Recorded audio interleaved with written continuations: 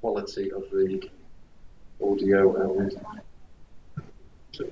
video is. So if the quality is good, I'll distribute it. If it's not, then I won't. But I'm sort of playing with that camera over there just to try and use it to help people who are in remote sites be able to see sessions like this. So welcome to the TechHub. Those of you that haven't been before, I do see a few faces that have been before. So the TechHub is a way of trying to engage people with technology.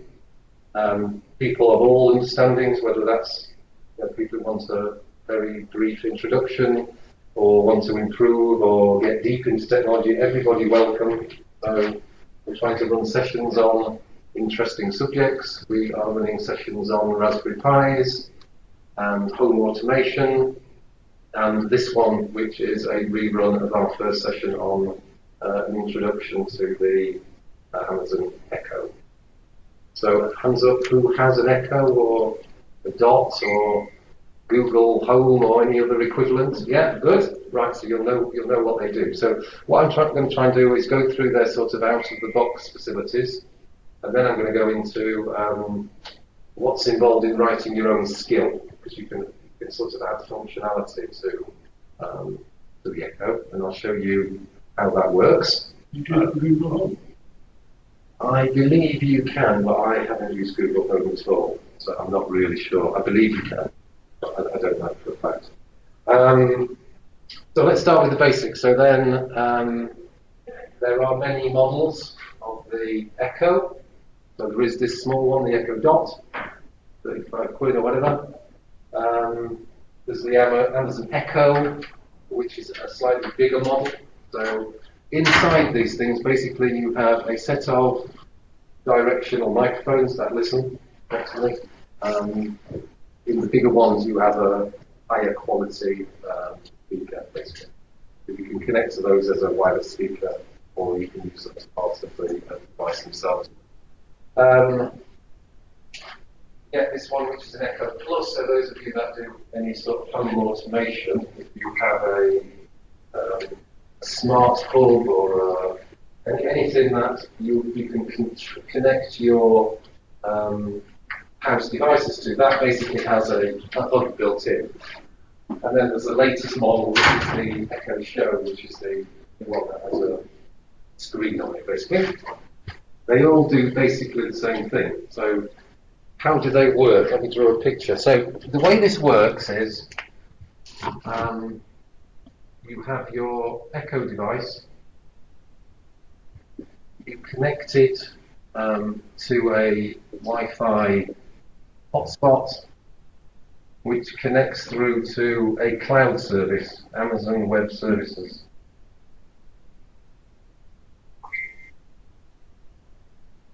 And inside Amazon Web Services, there is a voice service called Alexa. And when I say that word, you'll notice this thing pipes up because it is looking for a keyword. So if you say Alexa, it starts listening.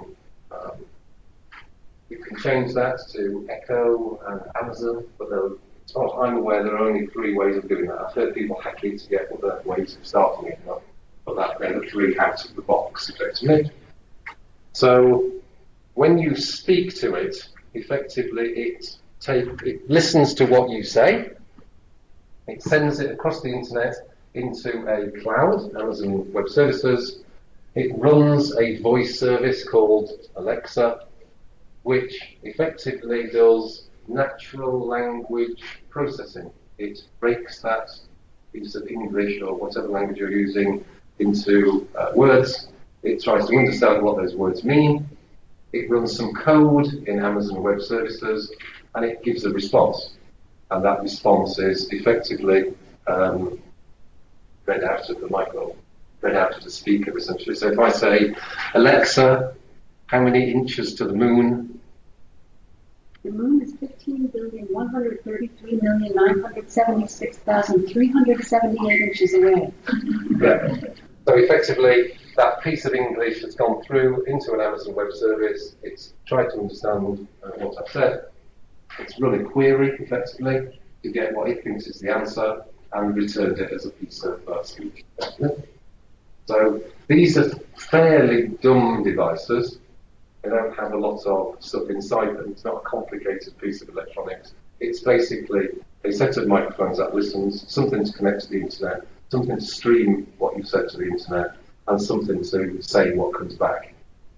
So we have behind those desks is a football table, football table, which we've recently been connecting to the internet, so you can know when people score and various other bits and pieces. And we've built an Alexa into that, into a small computer called a Raspberry Pi.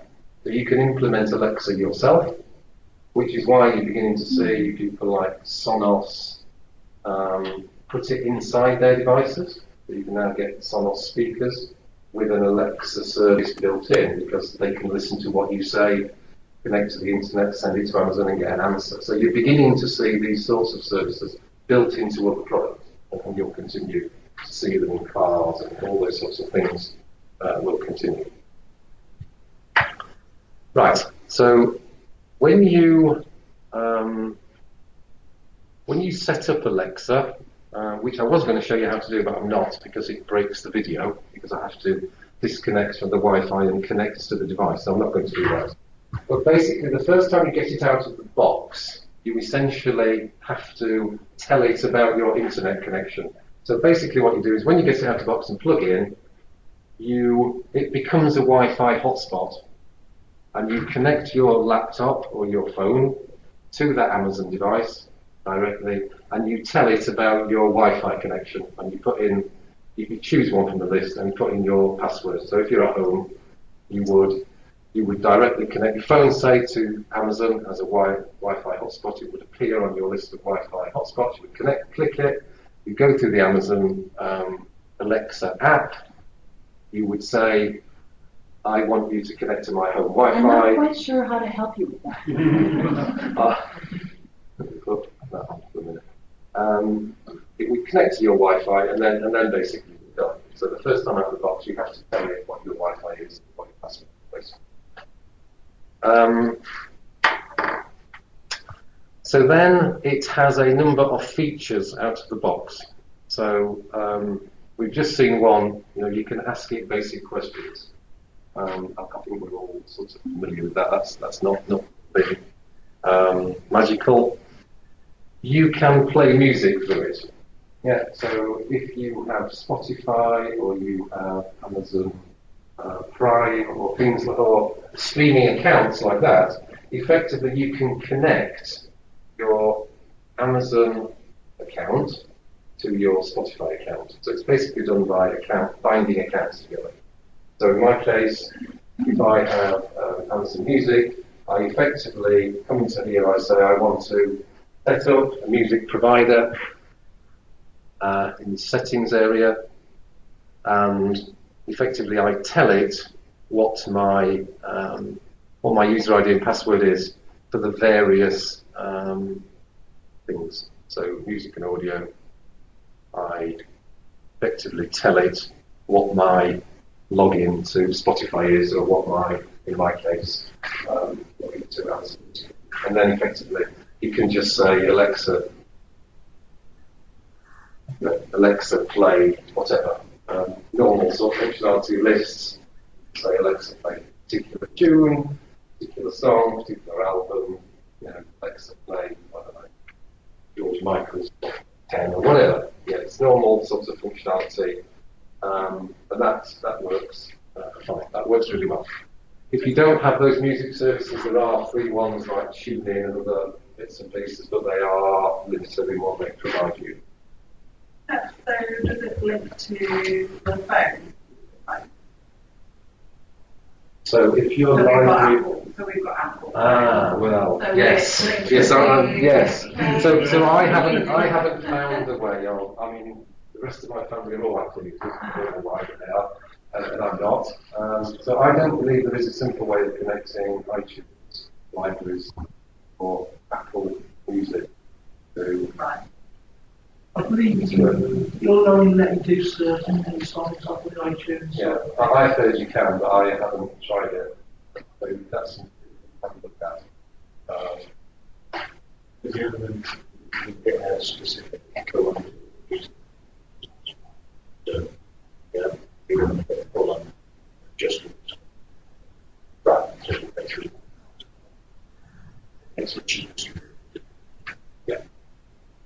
caterpillar. So then there's the idea of lists. That's quite interesting. Someone said that last time. That's quite funny. So if I say, Alexa, add eggs to my shopping list.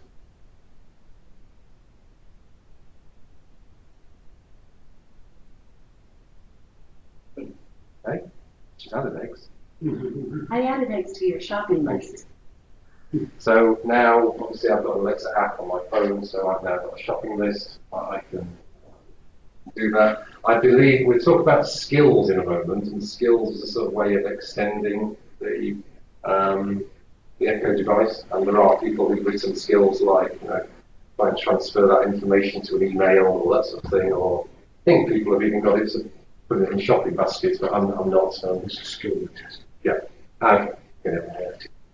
Yeah.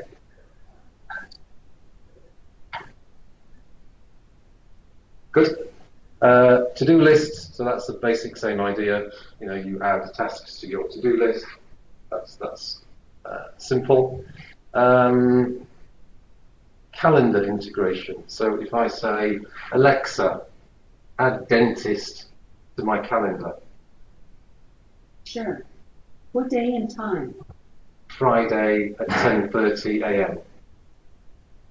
I'll schedule dentist on Friday, January 12th at 7:30 a.m., okay? No. Cancel.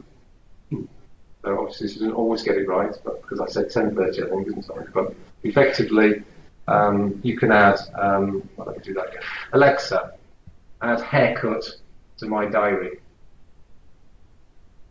Haircut added to your shopping list. Never had that before. That's quite interesting.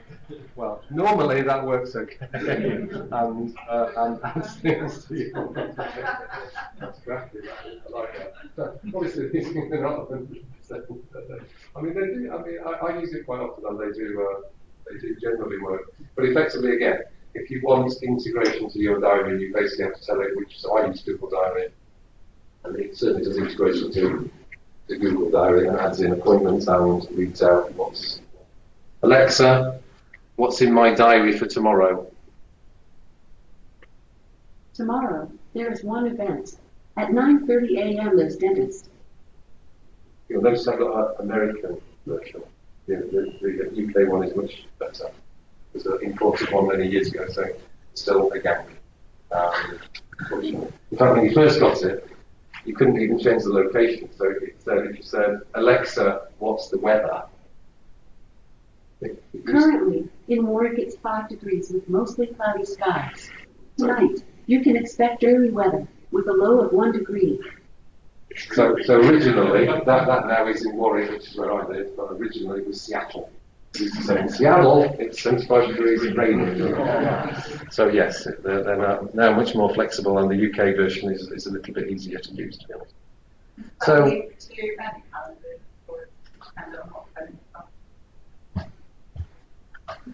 I should have studied my Apple search. I imagine it does, but I don't know. But does anybody know? Apple Calendar? I need to put on that. I'm looking up what you've got. I don't really know. Use your iPhone.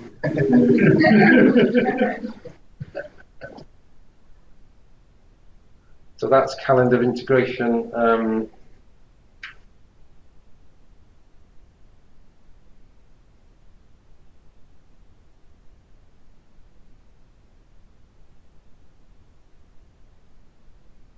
That's what was confusing. I was looking at calendar in a web browser. It was confusing. Right, the other sort of things that are quite useful, so timers are quite interesting. So if I'm in the kitchen and I want to put in, I don't know, the roast beef for an hour, I can say, Alexa, set a timer for 60 minutes. Seems to be very useful. 1 hour, starting now. Right. So effectively we'll count down that hour and also when the hour's up. If after 30 minutes you want to set another timer because you're putting the veg on or something like that, multiple timers, and basically they spark up when it just goes off. I did that on the Google Home for the first time and completely forgot I'd done it. Also, it doesn't say your time is up. Starts going on. Yeah, absolutely. So that sort of functionality out of the box. So reminders, alarms. You can do. You know, if you want to be reminded, you can do that. If you want to set an alarm at 6:30 in the morning, you can do that. If you want to set a timer, they all work perfectly.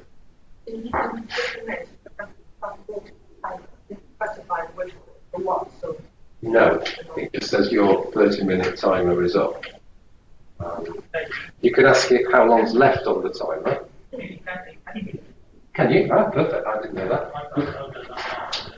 Okay. Yeah, you can say Alexa has place the timer. That's good. And it will tell you. Very good. Good. That's the beauty of getting people together, so you learn a lot, don't you? That's useful, actually. And then you can say, Alexa, how long left on the timer? You have 58 minutes left on your 1-hour timer. Alexa, cancel the timer. 1-hour timer cancelled. Yep. How do you set a specific one, do you know? Alexa, set timer for the roast beef. For how long? 30 minutes. Roast beef timer, 30 minutes. Hey! Get in! I'm hungry now. Is anyone else? Going for it. Right. So things like traffic, weather, all those sort of things. So you set it up in your location, obviously it understands where you are, and then you can say, what's the weather like? You can say, what's my commute? Obviously then it needs to know where you're starting, which you know by default, and where you're going. So if I walk out in the morning from the house, I can say, Alexa, how long is my commute? The fastest route takes about 1 hour 14 minutes via M6 toll and M54. Okay, so that's the trip to Warwick, that's it. So you can do that. That works well. Right, smart home. So if you are the sort of person that likes to, somebody asked me this last time, because I said you can turn my Christmas tree lights on with Alexa. So Alexa does Wi-Fi. So if you have a Wi-Fi switch, yeah, so you buy one of those DP-Link switches, which is like a travel adapter. Effectively, you plug it into your plug and then you plug something into it, and effectively you can turn that on and off. Alexa, obviously it won't work from here because this is not connected to my home Wi-Fi. But if you were at home, you could then effectively take it by connecting the lights off, turn the dark. That's not supported yet. That's remote stuff, which it doesn't actually work. So you can do that sort of thing, but it only does Wi-Fi. So if you're a home automation person and you have things that don't do Wi-Fi, they do ZB and all those other protocols, you can't do that directly from Alexa. You have to have a home hub of some sort and connect Alexa to your home hub, and then your home hub to your devices.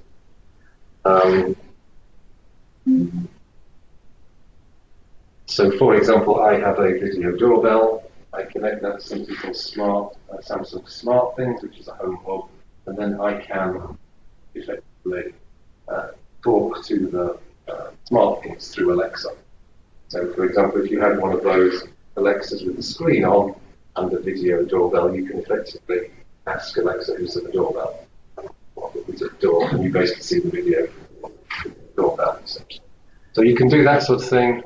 Standard sort of approach. You put in devices around your house, you give them names, and you group them into rooms or areas, and then you can do that sort of turn the lights on it, turn all the lights on downstairs. That's the thing. But you've got to think carefully about how you name them and how you group them. Because I've now got something called Christmas tree lights, which is really good this time of year, isn't it? But obviously you can go in and change that sort of thing. So you can do all that sort of thing. Let me just click on things to try. Calendars, Bluetooth devices, music, traffic, weather, movies. So movies is quite good. It does a sort of query that says, so if I ask it what's on at the cinema, effectively it will tell me about Leamington Spa, which is my closest cinema, and what's on. Similarly, if I ask it about an Indian restaurant, it effectively localises it where I live. It can give recommendations, that sort of thing. If you are a Kindle user, so I'm a Kindle user. God knows what I've got in here, but there's some books. You can effectively read them. I think I've She read had that. seen a grayness in his face and the straightening his eyes, and, separated from all other emotion, standing alone, she saw his own. If you like that sort of thing, you could listen to that on the way to work on your Alexa phone app, or you can have that next to your bed and get it to read you your. So not overusing the version, by simply read. Hey, it's got mind of her own today. Alexa, stop. One of our kids came in the other day and said, I've got a letter. She sprang into life. Really? So that's that sort of functionality. It's good. What is the other sorts of things it does out of the box? Traffic, sports teams. So I'm a Leeds United fan, so you can tell it who your sports teams are, and it will, if you say, give me a sports update, it will give you an update on your teams. Yeah. Alexa, tell me a joke. Knock, knock. Who's there? Quiet. Quiet who? Why, it's so cold out here. Hurry up and open the door. I can't possibly say anything about the humour. Alexa, sing me a song. Technology. Technology. Alexa, stop. Not great. The British one's a bit better, actually. They've got a better song, I must admit. That's good. So, You can play trivia games on Google. You do trivia games on that. You say play trivia, and it'll ask you questions. that's right. Yeah, absolutely. Yeah, so that's a good segue into the idea of skills. So if you imagine mobile apps, you've got a sort of marketplace where you can go Google Play or Apple Ice or then effectively you've got this idea of this is one of my on quite good for kids. Yeah, make interesting noises. So you can ask Alexa for you get fantastic noises, absolutely. But effectively there are skills. So the way people extend this device is to write their own skills. And skills, you can add in skills. You can write your own, or there is effectively an Alexa marketplace of skills. So I'm not quite sure how to help you with that. Okay.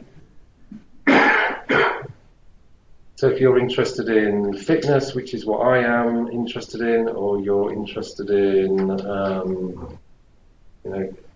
telling Alexa your meter readings when you're stood outside of the torch reading the meter readings, just going to shout. Sorry, I don't know that. So those sorts of ideas. So basically, quite a few people now are writing their own skills. So Santander, you can check your bank account, you can do Skyscanner queries on planes, you can do British Gas, tell me your meter readings. You can do a whole host of stuff. People are beginning to use them for business. And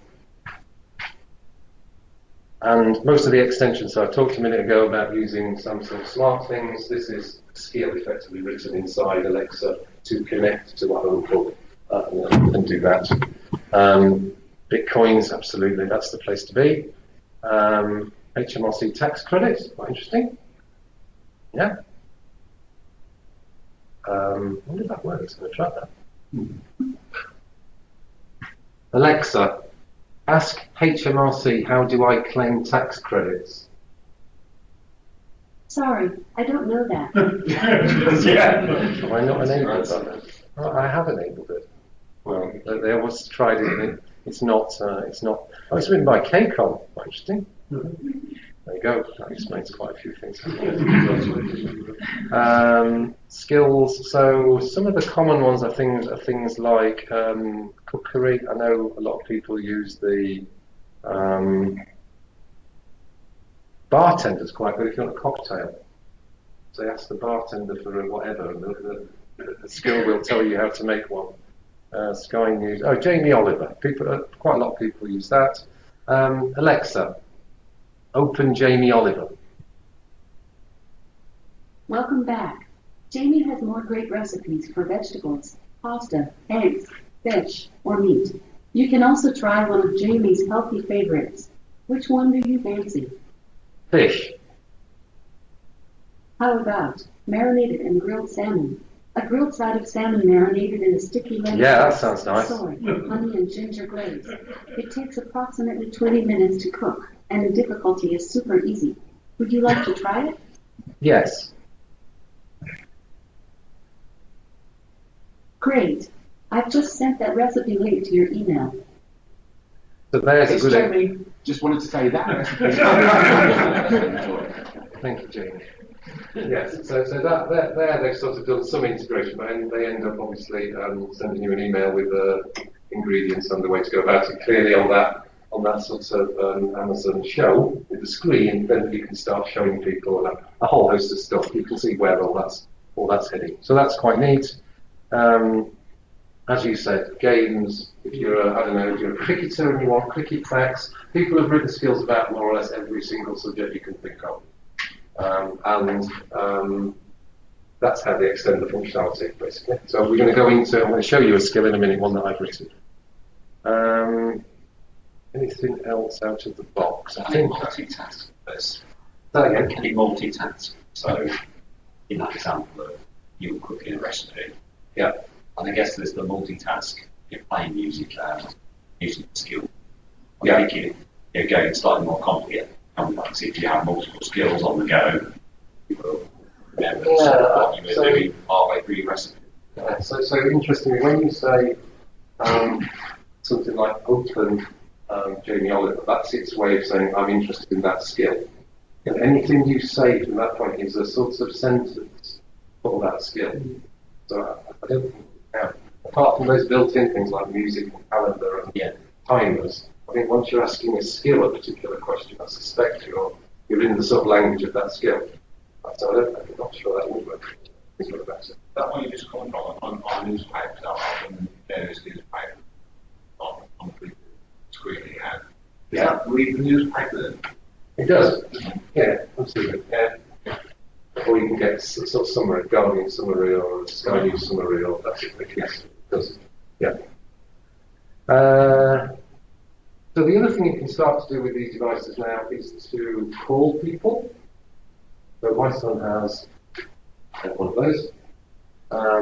So I can say to, it's quite scary, but I can say to Alexa, call Andy, and basically will effectively it will connect a wireless internet phone with God. When you set the name, Say that again. how do you know the name? Right, so this is quite interesting. So when you tell it where your contacts are, so in my case, my contacts are in my Google Calendar, and what it looks at, it goes through all your contacts, and actually, when I did it, I had, say, 400 contacts or whatever, and about 12 people appeared, and they are the people that have a registered device at the email address that I've got. And that means two things. Either they downloaded the Alexa mobile app, but don't necessarily have a device. That works. So you can phone a mobile just by the virtue that you downloaded the Alexa app, even though you haven't got any one of those devices. Or you've actually got a device. But effectively, it will subset your contacts for those people that have a device registered. or have downloaded the app. My understanding. Yeah, so you, Yeah. So Say it. okay, so if someone on your contact list and gets it. No, I think it updates. Yeah. So when if you set a contact that doesn't have one, it says I'm not able to contact. So it's obviously clearly looking for your whole contact list. Yes. I think it does actually, yeah. The other thing you can do is obviously in the house you can now connect them. So let's say you have one in your kid's bedroom, that's in your kid's bedroom, that's in your kitchen, and you want your kids to get up. You say open bedroom, and then shout down that, and you magic there. So if you don't want to shout at the bottom of the stairs, you can do it electronically now. That's good. And then you can get a function to be carried out on that one that's upstairs. So let's say you want to, I don't know, read a book to your child upstairs. You can effectively instruct that in the kitchen. You know, read Fred, I don't know, some lemon snicky book or whatever it is from your Audible account or your books. So you can see more and more functionality coming where in the house you've got multiple of these devices and they are interacting. So that's coming. You can do quite a lot now, but I suspect we'll say that further. Interestingly, one thing that this doesn't do, which the Google Home does do, as I understand it, is voice recognition in terms of different people. So if in my household people speak this, it doesn't know who's talking to them. Right, so you can't say, oh, that's Les, I'm only going to let him into Les's bank account. It's anybody. Anybody talks to it, then it responds. I believe Google Home, you can teach it through listening to your voice, and it can differentiate between different people, which clearly is quite a good thing, actually. That sounds quite a good feature. It can do that, but equally, when guests come and say, hey, Google, it'll respond. I guess it's just the same as when I say hello Google to my phone. Yeah, so that's quite interesting. A lot of people who require authentication, so let's say you are a bank and you actually need to know that the person who's speaking is the right person. Generally they do two-factor authentication, they'll send you, but you'll tell them your phone, you'll speak to them, they'll say, we'll just send you a code, please read out the code 3971. And effectively, that's generally how they do authentication. If it needs to be a specific user. Right. So what we're going to do now, I think I've sort of been through most of the features. Are there any others you can think of, Nigel, around? Are they most of the features out of the box? There you go. I say hello everyone. What do you say? Hello, Alexa. Alexa, good morning. Good morning. Today in 2007, J.K. Rowling finished writing Harry Potter and the Deathly Hallows, the final book in her series. Yet for one, I'm unwilling to accept that the magic has come to an end, so I've been using the time turner to relive it over and over again. When she doesn't say it. Right. So what I'm going to do now is talk about how you write one of these skills. So let me give you an example. Alexa, open UK government. Welcome to UK Government. You can ask me lots of questions about the services we provide.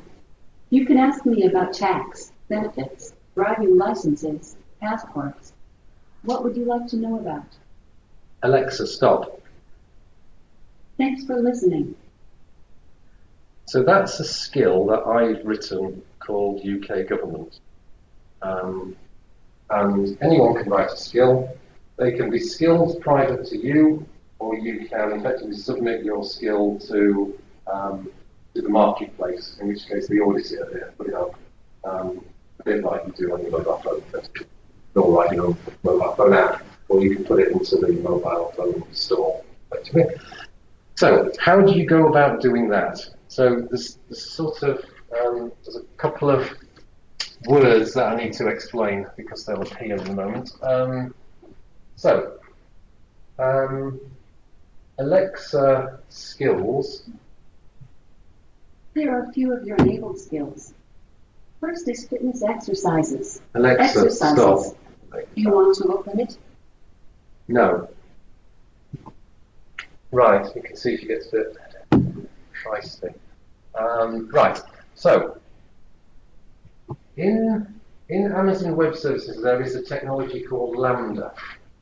Lambda is the idea that you write a piece of code and it only runs, so it's completely dormant, and it only runs when invoked.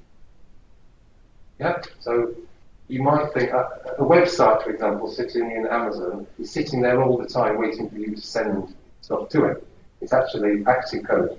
Lambda is the idea that you write code, you submit it to the Amazon Lambda function, but it just sits there. And unless somebody asks for it to be invoked, it isn't. As soon as you ask for it to be invoked, it is started in real time, code is started, it runs, it gives you an answer, and it stops. So all these skills are written in this technology called Lambda. So effectively what happens is you speak, you describe a language, the language that you are interested in for a particular skill. So let's take an example. So that one we just talked about. So I'm looking now at what's called the developer console for Alexa in this case, and these are some of my, these are all of my skills.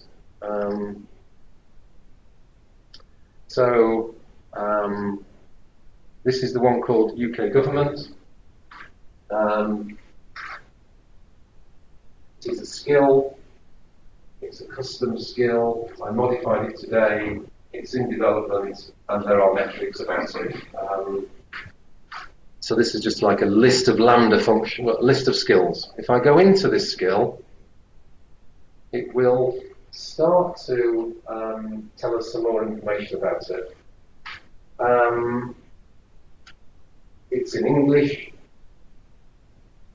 It has a skill ID. When you create a skill in Amazon, it's given a unique number. You know, most things in computing now have a unique number to identify them. It has a skill name. So when I said open UK government, it knows that it's this skill because that's the way of opening a skill. In the same way that I said open Jamie Oliver, that's the way of opening a skill, effectively. So that's its invocation name. So I could say, Alexa, ask UK government about benefits, that sort of idea. And that's how it works. So you describe your skill in those sorts of terms, and you do some other stuff about whether you want some audio playing or some video playing, various other bits and pieces about configuring your skill. And then what you do is you create what's called an interaction model. So I'm getting quite technical here, but I think you'll get the idea. When I say something like ask UK government about tax, then what I don't want to do is specify every single sentence about tax. I don't want to have to say ask UK government about my tax, ask UK government about taxes, ask UK government about income tax. I want to be able to give this system some examples, and for it to work around those examples. So I don't want to give it every single case of sentences. So these things are called utterances. So what you do is you give it a set of utterances, but they don't have to be exact. Effectively, there is fuzzy matching of the utterance that you speak. Yeah, that makes sense? In some cases, you want to pass in a specific parameter. So this one is asking for a car registration. So if this was working and I said, if Alexa had said, I can tell you about your car tax, and I would say, yes, I'm interested in that. She would say, what's your registration number? And I would say,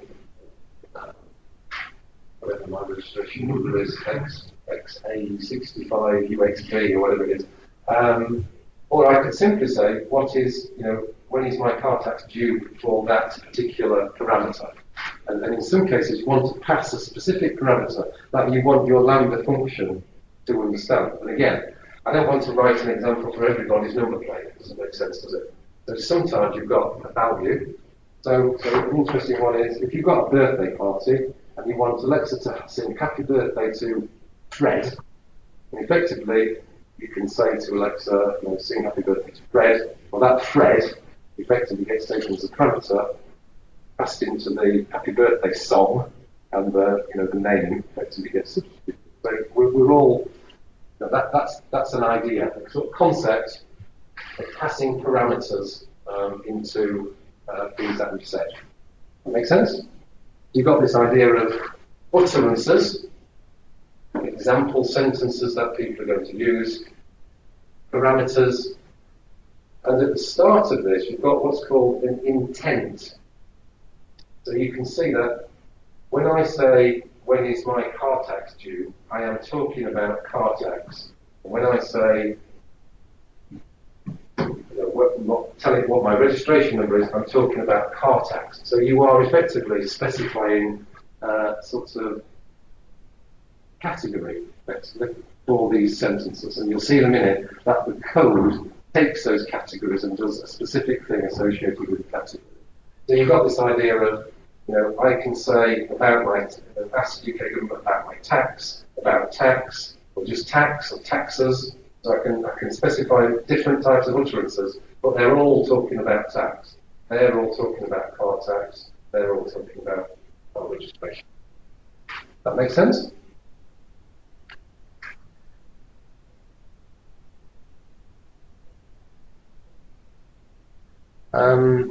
There's some interesting things on language. So, for example, a car number plate isn't a real word, is it? Not. Mine's in Google. It is, GA65UXB, and generally I would spell it out. Yeah. So there are some cases where that registration number isn't an English word, but it's a number, or a phone number, or a car registration, or a postcode. And so what you can do on those parameters is give it some information about the sort of parameter it is, and then it will speak it out. So it will actually say GA65UXB, as opposed to whatever English equivalent of that might be. So again, there's some additional information that has these parameters. Those parameters are called slots, and you can specify some information about a slot in terms of, you could say a registration number is made up of 7 characters, and I want you to spell it out. That's the sort of thing you can say.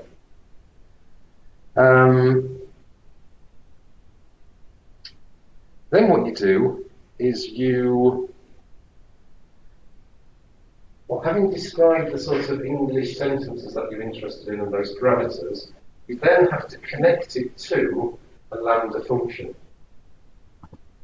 That's my Lambda function there.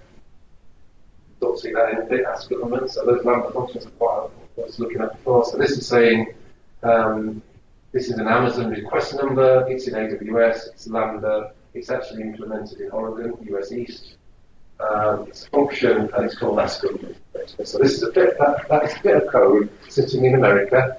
That answers when I say, Alexa, open UK government. That code runs. So what I have to do is I write that code and I connect that code to my skill. Yeah. And then you can give some information about if you wanted to publish. So I haven't published this one, but you could publish it. You could describe what it does so that when it appears on the list of skills, it's got some information about it. You could give some examples. So where we saw that HMRC one that said, ask HMRC about tax benefit, whatever, that's what you put in there, and that would then come up as an example in the list of skills.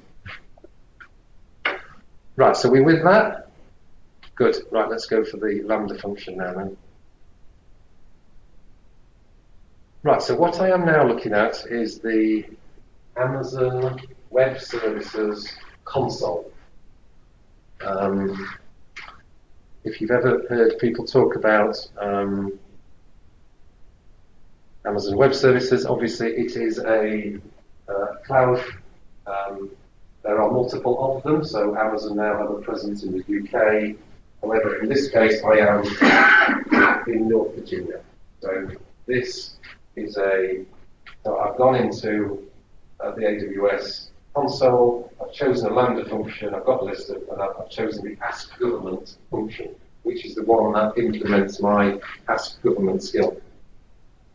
Yeah, still with it? Good, right. Let's have a look at the code then.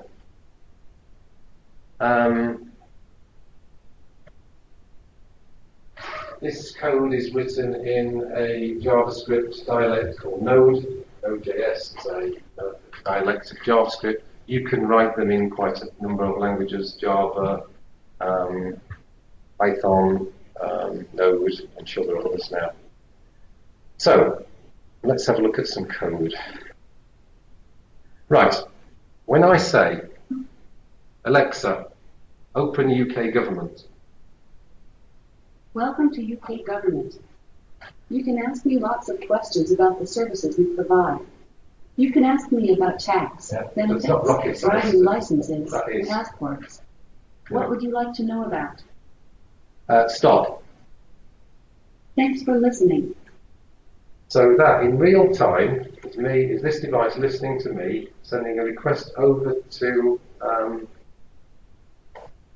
North Virginia, starting up a piece of code on the fly that wasn't running, right? Executing that piece of code and sending me the response. Isn't the internet wonderful? Your roast beef timer is done. Get in. I'm really feeling hungry now. Alexa, stop. Your roast beef timer That's a is good done. tip. I like that one. That's good. Right. So let's say I was to Alexa, stop. Let's say I was to edit that.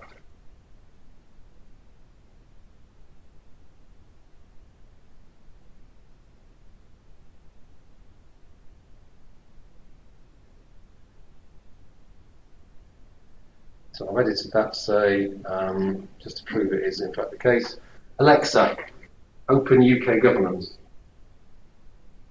Welcome to UK Government in the TechHub.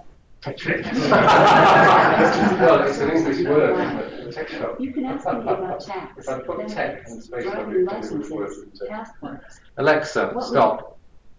So, Thanks for listening. how does that work then? So now I know you're not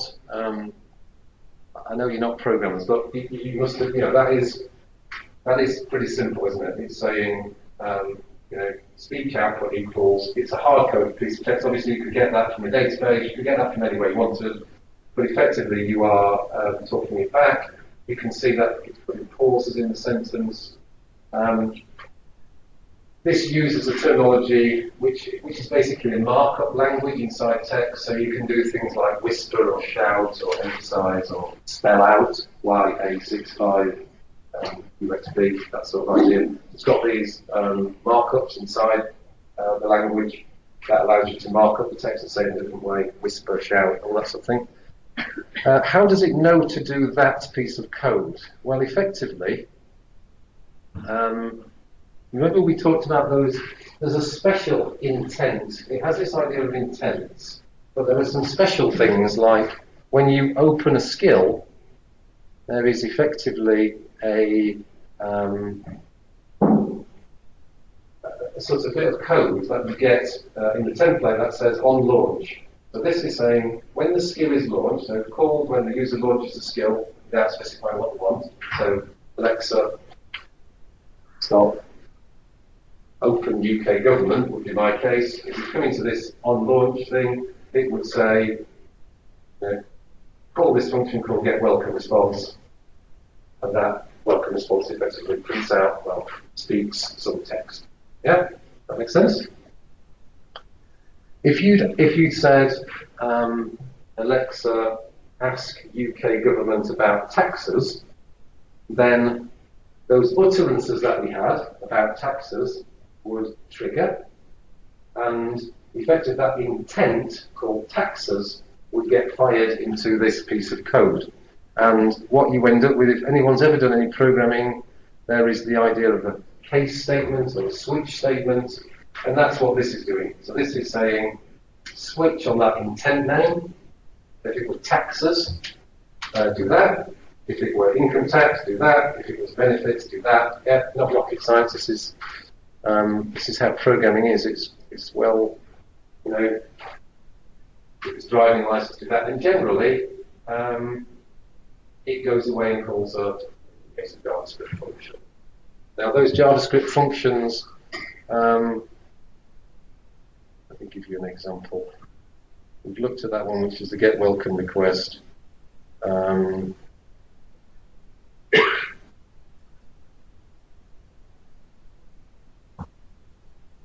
What would be a good one?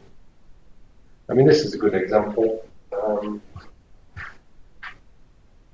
That's this thing about flood reports. It goes through, it calls an API on the Environment Agency. It gets a 3-day forecast and effectively takes what that API gives it and reads it out effectively. So it's saying,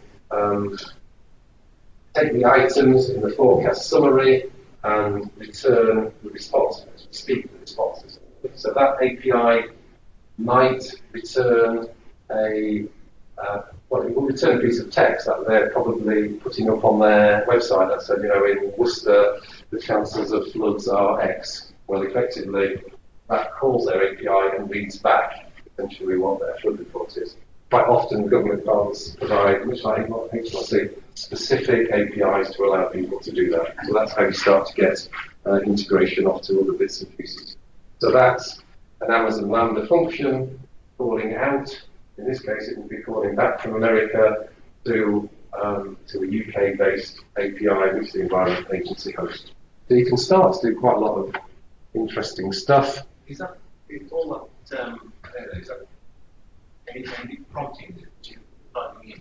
Get prompted, so prompting what to put in next, what you can do. Right. So then it gets a little bit more. Yes. So if you want a conversation, which I think is the sort of, or have a interaction. I'm saying the syntax of what you're putting in. Yeah. You have to know what this syntax is. Like Or tell you so. Yeah, tell us. Sorry? Let me- Tell you so. When you put dot next to. When you're typing this in. Yes. Yeah. So if you're putting, if you put a query into Confluence, Yeah. And it fills it in. it's Go got on. it, yeah. Yeah, it does that for. It couldn't do that API name because it wouldn't have know it, but it could do the bits around it. Yeah, you just develop this in an IDE like you would a normal. So if it's you write this code in a. I mean, I use Atom for example. Atom is a JavaScript development environment. It knows about Alexa skill functions. So when you start typing that, yeah, it fills in stuff as you go along. Yeah, so that's how it works. So where would you source things like, sorry, we start on that subject, where was it you can't project for, but which is the API itself, where would you source those things from? You'd have to do that yourself because you have to know that. You'd have to have some idea of, what flood information, where would I get it from? You'd have to Google, Environment Agency, have you got an API for flood information? It's nothing, it doesn't know anything like that. You have to know that, but it's something like that. What else was that? Sometimes you want to have a conversation. So we heard earlier that sort of Jamie Oliver skill. So Jamie has got the following menus. Which one do you want? And let's listen to you say chicken or beef. So then you're into a conversation. So this idea, this program has the idea of a session, and you can specify if you want to keep that session open. And I'm not going to go into detail, but basically you've got this variable should end the session, which you can effectively set to false or true. If you keep it open, the session, then everything that's said after that is effectively in a conversation. So if you've got something that says, I say, tell me about my income tax, it says, what's your national insurance number? I say, NA, whatever, and it says that, and we now have a conversation. And in order for that conversation to work, I effectively keep open this session, that it knows that when it calls me back, it needs to carry on from where it left off, effectively in the code. That makes sense. Yeah? And we'll remember your national insurance number, for example, in that session.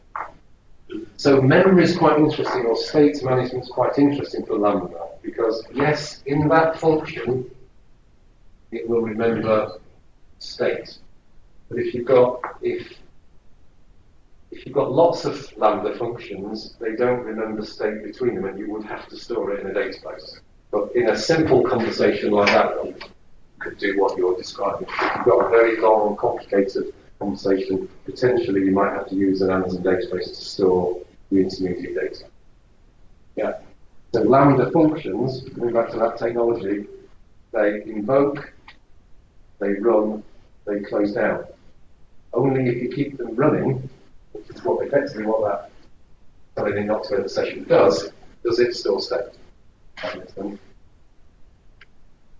So you can, Lambda, getting onto that subject of Lambda functions, that is, if you think about it, the ultimate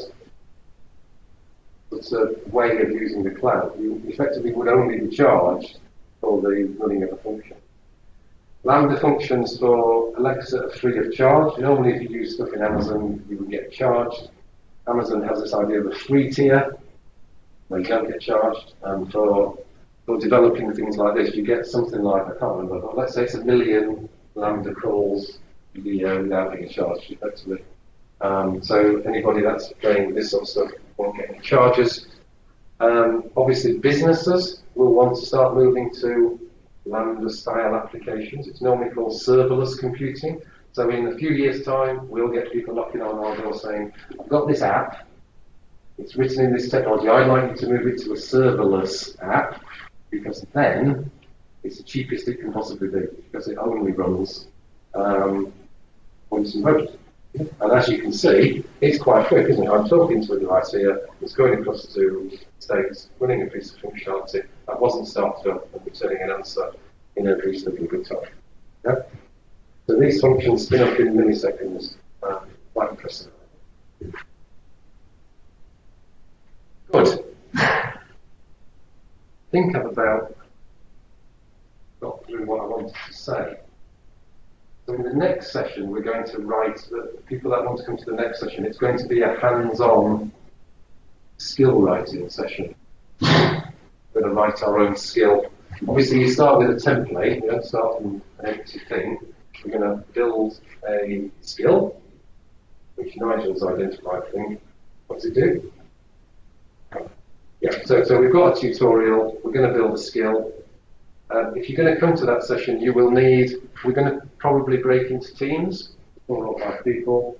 You will need some way of accessing the internet, laptop, something like that, in order to be able to get into that console that I just showed you. It's going to be, I don't know how long the tutorial takes. We might not be able to do it in the first session, but we're basically going to have a go in the next sessions. Hands-on, write a skill. Yeah.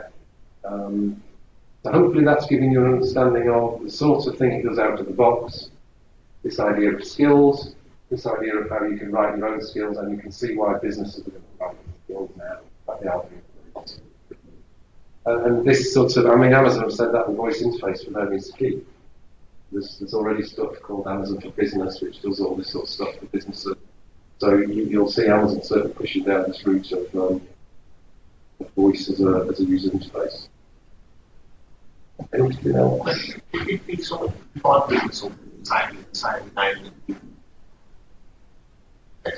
Yeah.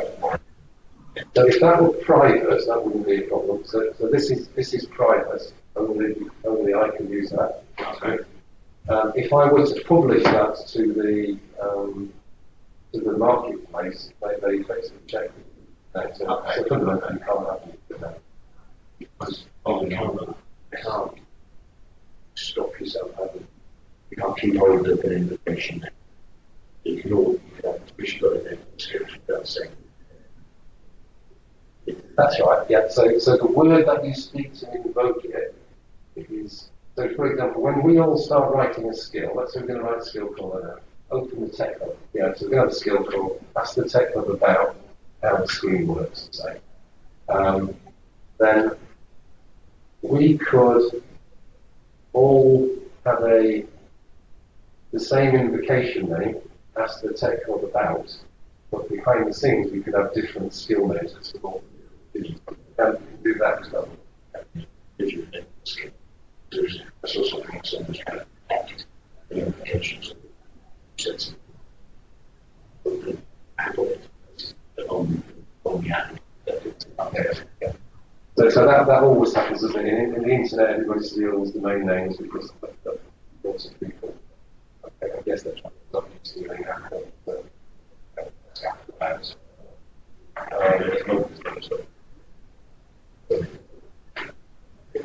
good. Right, questions. I can take any questions. Is Alexa responding question? Yes. I'm not entirely sure how many, but definitely lots of different languages are supported, yes. It's bilingual. Let me check, because it's not, I don't know massive amounts about it, but I've read that it certainly does support multiple languages. Although mine's a Yank and is quite old, so whether this is new functionality, I don't know, but let's have a look about language. So I'm pretty sure that you can change the language. You might have to change the language on the device rather than you've asked it a question in French. No, it wouldn't. No. So I believe you can do multiple languages. I don't think all languages are supported, but certainly a number of them are. All right. So how portable is the Echo? Is it as simple as unplug it from here, take it and plug it in, connect it to the wireless there? That's what I did with mine. Yeah, and it'll work, it'll function the same way to your Alexa account. Yes, the only thing you've got to do is that initial connect to it to tell it about the Wi-Fi. So if you brought yours from home here, and we've got an internet connection called Wi-Fi and that thing over there, you would have to connect to it, tell it about Wi-Fi, type in the password, and then it would, just like your phone reconnects to stuff, it would be, you have to initially connect it, and if you brought it back in a week's time. One of the things I'm struggling with is I'm not sure whether you did, but I've seen that you've got old. But as far as I can work out, it can only connect to Echo devices in turn to a speed. One device than one. I haven't. Yeah, I haven't. Specifically, and try and get the music out of it. You couldn't stream well, software at the same time. or at least get the same music. For instance, I've got the Echo in one room, Yeah. and I'm in the kitchen, but I can't hear it if I've got music. Another room that I can hear Alexa. Know that you can Bluetooth it, Yeah. but it turns off the Echo. So. Oh, I don't know if it's on, so the next thing through the just play music, you talk to it, and You can't have more than one. Yeah. What do you get that dot? Like a DOS. Yeah, the DOS doesn't have its own speaker. That's right. Yeah. So. It's got that one. Okay. I thought there was a Steve built into it as well. Very, Okay. very basic speaker. Obviously, this one's got a full hooker, good quality speaker, but then this one's far more expensive. 35? 69, I think that was it. That's the Series 1. The Series 2, which I've also got home, is a smaller, nicer looking thing. What's the plus around it? Okay, no plus around it. You can set the game, but Yeah, so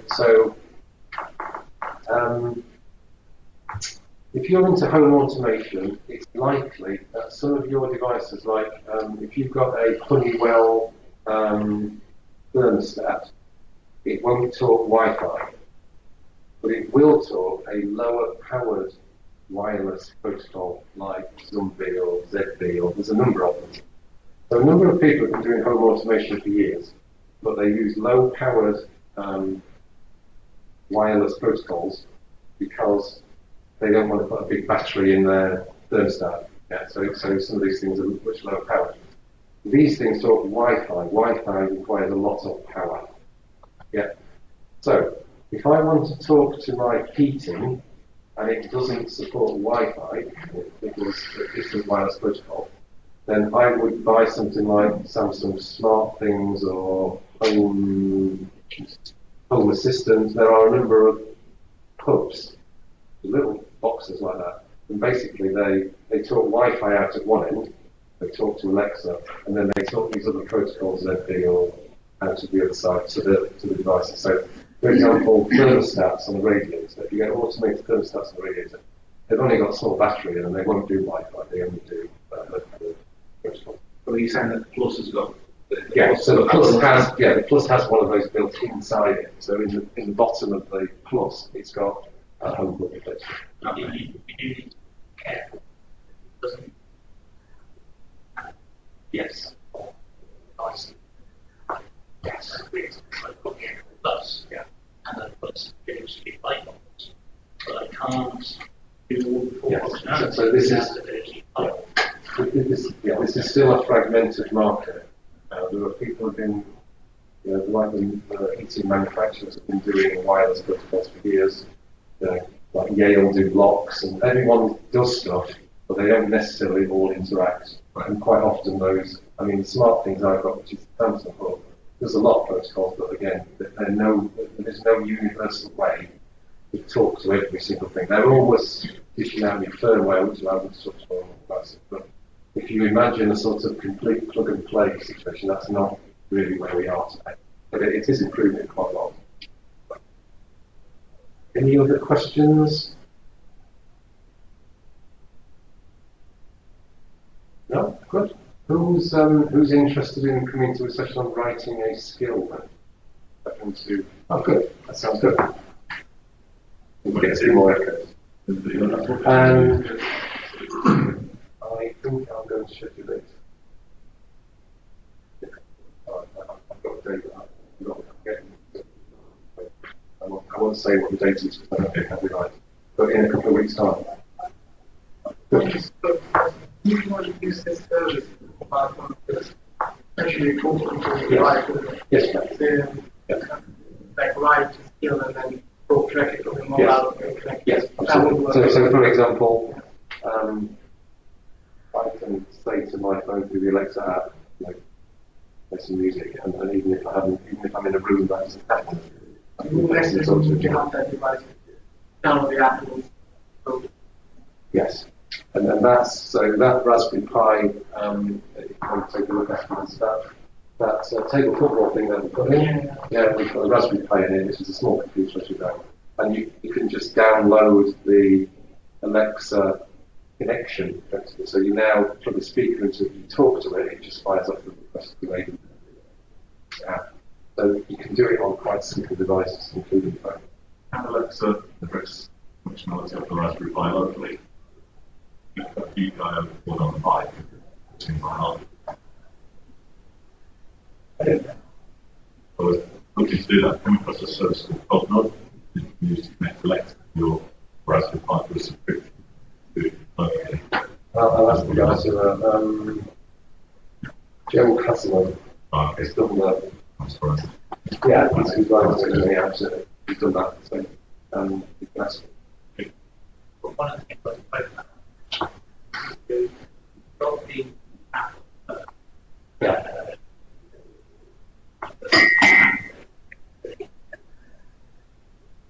As a tenant to own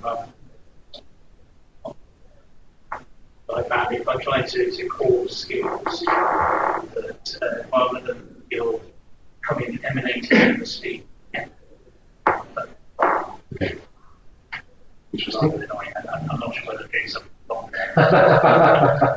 I don't know. I only ever use it to irritate the kids or the wife when I was upstairs wrapping presents, and they just been upstairs wrapping presents and they didn't like jingle bells. They all went downstairs and I just thought, I'm going to play jingle bells now in the kitchen, but I just didn't do it, so I did.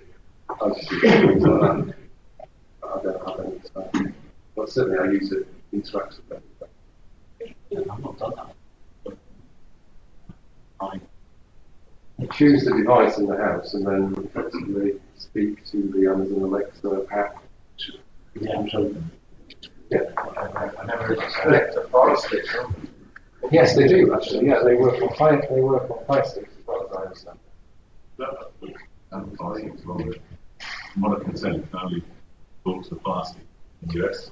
You can't put the plastic through Alexa voice, but the Echo Dot only talk to plastic. You can do it via TV. More of it really works on the via TV. Yeah, but I talk to the dots and tell it to change play Netflix on the plastic. But from what I've read, it can basically. I mean, that is how, that's the reason why Amazon function, my Lambda functions are in Windows. That was exactly the same. And when I asked them to move them over to UK, they copied it up. But still, this one's still connected to the States, the other one I've got is connected to the UK Amazon base. Is it? Perfect. Got a second there, go. Good. Thank you. Hopefully that was